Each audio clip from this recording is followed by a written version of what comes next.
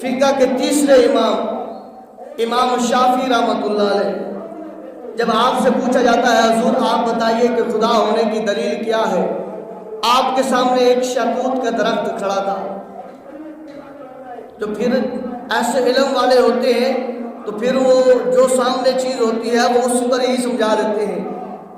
آپ کے سامنے شہتوت کا درخت ہے، آپ نے فرمایا خدا ہونے کی دلیل یہی شہتوت کا درخت ہے۔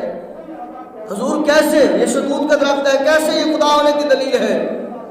آپ نے فرمایا یہ شہتوت کا درخت ہے، اس کے پتے ہیں حضور اسی طرح پتوں کا ذائقہ ایک جیسا ہے۔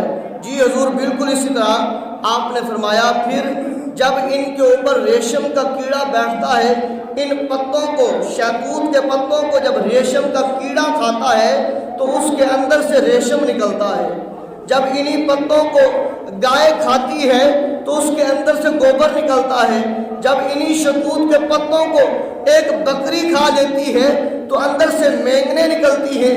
فرمایا جب اسی شہتوت کے پتر کو ایک شہد کی مکھی آ کر اس کا رس چوس کے جاتی ہے تو اس کے اندر سے شہد بن جاتا ہے، اور ہے وہ ایک پتا، خواص مختلف جس نے کھایا اس مطابق اس کا جو ہے وہ اندر سے باہر آیا، تو پھر تو کوئی تو ہے نا جس نے اس میں تمام ذائقے رکھے ہیں، اس میں تمام خواص رکھے ہیں، وہی تو خدا ہے، وہی تو خدا ہے۔